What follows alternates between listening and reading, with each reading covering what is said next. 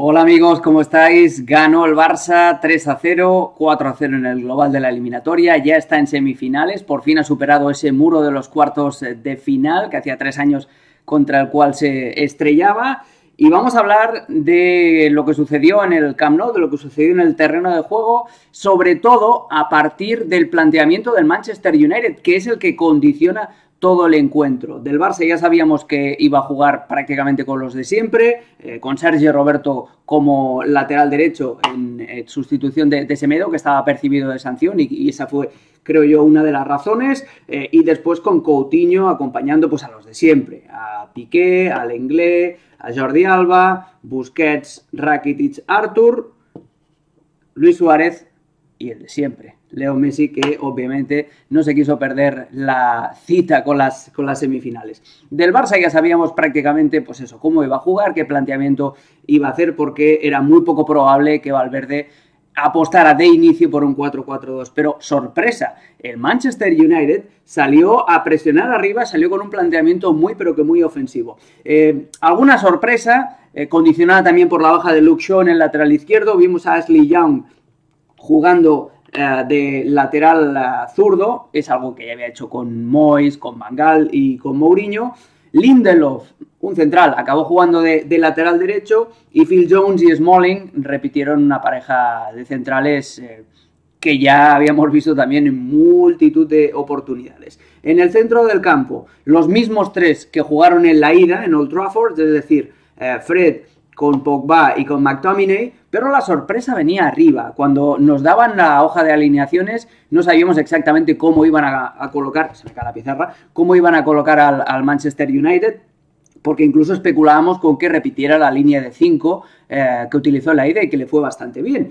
Pero no, salió con 3 delanteros, con un planteamiento que realmente es interesante y que ahora explicaremos con más detenimiento. Sale con Martial, sale con Lingard y sale con Rashford, que lo tira un poquito más a la derecha. Era un 4-3-3, pero era una situación un poco híbrida, porque los dos extremos no eran extremos, no estaban pegaditos a la banda, sino que estaban muy cerrados, y el delantero centro, que era Lingard, no era un delantero centro, sino que era un falso 9. Entonces diríais, bueno, esto es un 4-4-2 en rombo, ¿qué milonga me estás contando? Pero tampoco era así, porque en un 4-4-2 en rombo los dos delanteros juegan más o menos emparejados con los dos centrales, y no era así. Este era el planteamiento del Manchester United, un 4-3-3 estrechito, por así decirlo, y esa fue una de las claves del partido, lo que condiciona para bien y para mal, para el United, lo que sucedió en el terreno de juego. Vamos a profundizar en ese análisis. Venga, y para profundizar, pues tenemos que hablar de eso, sobre todo de los delanteros. En la cuestión defensiva estaba muy claro que colocando a Lindelof, que es un central orillado hacia la derecha, y cambiando de perfil a Ashley Young, tampoco iban a tener demasiado recorrido, sobre todo teniendo en cuenta que el United había apostado por una defensa de 4. Es decir, si hubiera jugado con 5, sí que la misión de los carrileros hubiera sido cubrir todo este espacio de banda. Pero apostando por ser un poquito más valientes, bastante más valientes, ser más agresivos, los laterales tenían la misión simplemente de defender, que no se les colara a nadie por los carriles, y de proporcionar seguridad a jugadores que iban a ir a buscar al equipo rival en su propia cancha. Eso es lo que sucede en los 5 o 10 primeros minutos en los que el Barça sufre un asedio. La idea del United era salir a presionar arriba, y presionaba además de una manera bastante curiosa. Veíamos cómo el Barça muchas veces metía a Busquets entre los centrales para tener la famosa salida a la volpiana, para tener siempre superioridad en ataque, en el inicio de la jugada, pero ni siquiera esto le resultaba. Lingard se emparejaba con Busquets, Rashford y Martial tenían siempre la consigna de ir a presionar a los centrales, y normalmente piensas, bueno, los laterales quedan libres de esta manera, pero no, porque tanto McTominay como Pogba tenían que hacer un recorrido lateral para ir a presionar arriba. Luego ya se establecían situaciones de riesgo en la zona defensiva, porque siempre quedaba más o menos un jugador libre por aquí, o si no saltaba el lateral, siempre quedaban de medio campo hacia atrás en una situación prácticamente de un 1 contra 1, pero lo buscaba el United porque le quería arrebatar la pelota al Barça.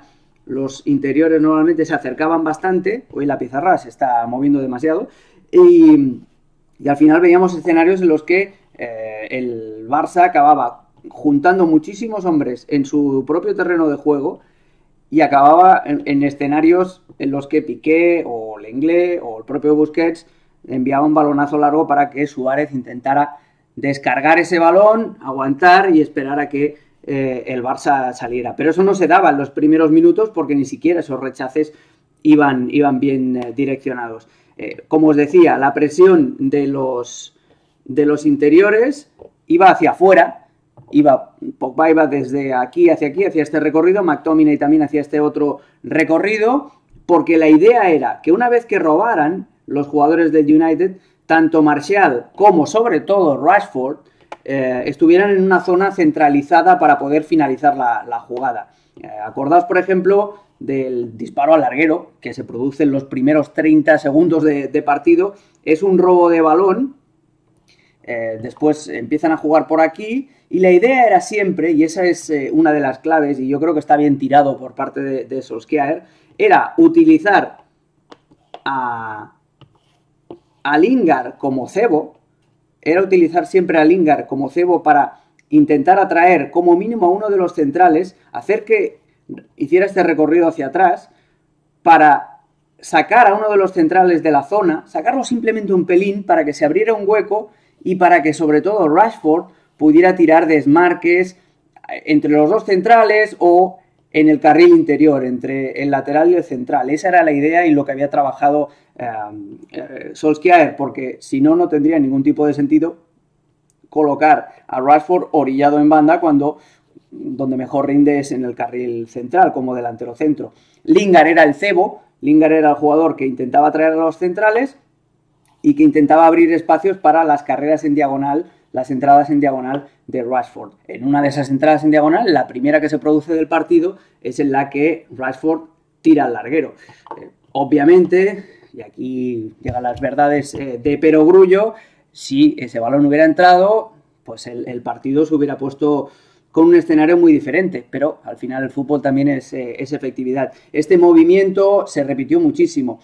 Martial sí que estaba bastante más pegadito en banda, pero Rashford siempre tenía esa consigna, utilizar a su compañero como cebo, que Lingard bajara un poquito, intentar aprovechar la capacidad de atracción de Lingard sobre Piqué o sobre Lenglet y a partir de ahí jugar a una carrera al espacio para que Rashford tuviera oportunidad de disparo. Se dio en más de una oportunidad. Esa era la idea de Solskjaer, insisto, no está mal tirada, pero claro, también tiene sus riesgos, más allá de ir a presionar arriba, y eso nos lleva a la segunda clave del partido, que es la irrupción, hoy sí, o ayer sí, mejor dicho, de los laterales del Barça, sobre todo en la banda izquierda, algo que no se dio tanto en Old Trafford porque el United estaba mucho más replegadito. Bueno, como dijo Jack el Destripador, vayamos por partes y antes de hablar de esto de los laterales, no nos saltemos el guión del partido. Si el Barça no sufre tanto es porque fabrica un gol en una jugada más o menos aislada al cuarto de hora de partido, porque si no, ese escenario que os acabo de dibujar con un Manchester United valiente, intentando aprovechar las entradas de Rashford, lo hubiera seguido generando complicaciones, pero en el primer gol se produce una serie de circunstancias que a mí me llamaron mucho la atención y que realmente las podemos repasar en la pizarra. Siempre es mejor, siempre os lo digo, que miréis el highlight y que veáis la acción real, porque nada mejor que eso, pero sí que es destacable un par de acciones. Es una falta más o menos en esta zona de la cancha, la quiere jugar en corto Ashley Young, juega con Pogba, el que le va a presionar a Pogba, y eso tiene mucho mérito y me llama mucho la atención, es Leo Messi, que estaba cubriendo su carril. Finalmente Pogba, después de hacer una de esas protecciones de balón tan características, cuando echa así el culete para atrás y utiliza muy bien el cuerpo, vuelve a jugar con Ashley Young. Rakitic, que es un tiburón y a la que huele sangre, se lanza como, pues eso, como un tiburón a morder, incomoda a Ashley Young, lo presiona, Young vuelve a jugar con Pogba, Pogba se la acaba devolviendo, aquí ya sí que Rakitic fuerza un balón dividido y Leo Messi, hablando de tiburones que huelen la sangre, ahí ya sí que, pum, llega primero antes que Ashley Young al balón dividido, le cuela un caño terrible a Fred, que estaba por ahí haciendo el apoyo de seguridad, pero luego se da otro movimiento que es delicioso y que demuestra el por qué Luis Suárez sigue siendo tan importante para el Barça, aunque lleve un año entero sin marcar en Liga de Campeones. Luis Suárez le tira un desmarque al espacio a Leo Messi, que se lo comen los dos centrales, se lo compran, tanto Phil Jones como Smalling hacen el movimiento de seguir a Luis Suárez porque los arrastra, enseguida frenan los dos, pero cuando se quieren dar cuenta saben que ya es demasiado tarde, le han concedido un segundo a Messi para que se perfile y para que ponga la mirilla ya en posición, y Messi, obviamente desde el balconcito de la frontal, coloca ese disparo sensacional. Pero es una acción brutal de Messi, con caño, con un tiro impecable, pero que viene precedida primero de la presión inteligente de Ivan Rakitic y de ese movimiento que os digo, ese desmarque que os digo de ruptura de Luis Suárez. Luis Suárez realmente yo creo que ni siquiera quería la pelota, quería hacer exactamente eso, arrastrar a los dos centrales del United para limpiarle el camino a Leo Messi en su acción de perfilarse para el disparo. Esos dos movimientos, volved a ver, por favor, los highlights y fijaos en eso. Obviamente estamos hablando de sí, que Leo Messi es el mejor futbolista del planeta, el mejor futbolista probablemente de la historia, pero esto es un deporte de equipo y sin estas dos colaboraciones a Messi le hubiera sido bastante más difícil generar el primer gol. Después el segundo, pues ¿qué queréis que os diga? También es una acción en la que Messi primero le hace un roto a Phil Jones, pero después dispara con la derecha y se encuentra pues con un favorcito de David De Gea. Lo dijimos ayer en Fuera de Juego en el programa.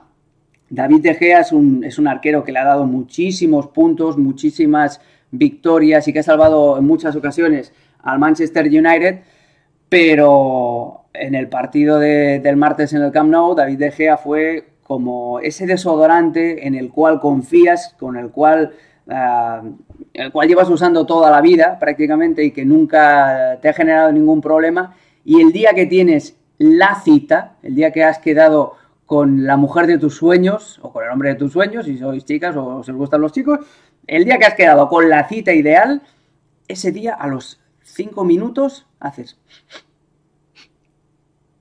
y te das cuenta de que te ha abandonado en el peor momento posible. Pues eso es lo que le sucedió al Manchester United. La pieza que nunca falla, David De Gea, falló en el peor momento. Y ya, obviamente, con el 2-0 el partido estaba absolutamente finiquitado, porque era una utopía que el Manchester United le marcara 4 goles al Barça en el Camp Nou. Ese segundo gol, esa pifia que tardará muchísimo en olvidar David De Gea, es lo que acaba por finiquitar la eliminatoria. Incluso con el 1-0 el partido hubiera estado bastante más abierto. Después ya el United baja bastante los brazos y el Barça juega a placer. Estas dos acciones, las de los dos goles, son obviamente una de las claves del partido. Y ahora sí, vamos a explicar el porqué de la incidencia de los laterales. Hay que ir por partes.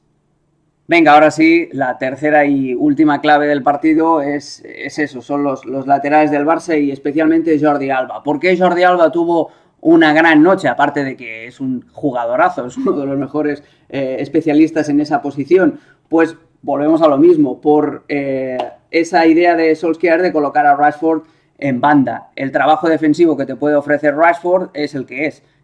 Y de ahí no lo vas a mover. Incluso Martial por el otro lado también tenían problemas para contener a Sergi Roberto, porque los hábitos defensivos de los dos jugadores no eran como para incrustarse en fase defensiva y cuando el Barça tiene un ataque posicional en un 4-1-4-1, como acostumbra a suceder en este tipo de equipos que utilizan ese sistema, ¿no? Con dos jugadores abiertos en banda. Normalmente los extremos tienden a retroceder para juntarse con los centrocampistas y acaban haciendo pues es un 4-1-4-1, un 4-5-1, llamadle como queráis, ¿no? Pero siempre la misión defensiva de los extremos es perseguir a los laterales cuando estos se incorporen al ataque.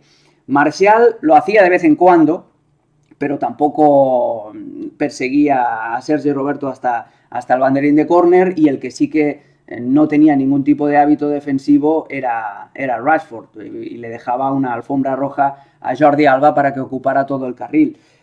Hay una jugada en la primera parte bastante divertida. El United está defendiendo en un bloque medio bajo, el Barça está atacando por aquí, y nos fijamos y lo enseñamos ayer en Fuera de Juego. Martial, que está emparejado con Sergi Roberto y que están prácticamente aquí, Martial lo deja ir un poco, porque la idea de Martial era esperar para ver si podía utilizar el espacio para hacer un contragolpe. Y Solskjaer le dice, tira para atrás y persigue a tu jugador. Y hay un momento muy divertido en el que Martial se gira hacia el banco y le dice, a ver, si me voy hacia atrás, no voy a poder atacar al espacio. Y están gesticulando mientras el balón está en movimiento. Y ese era el dilema que tenía el United.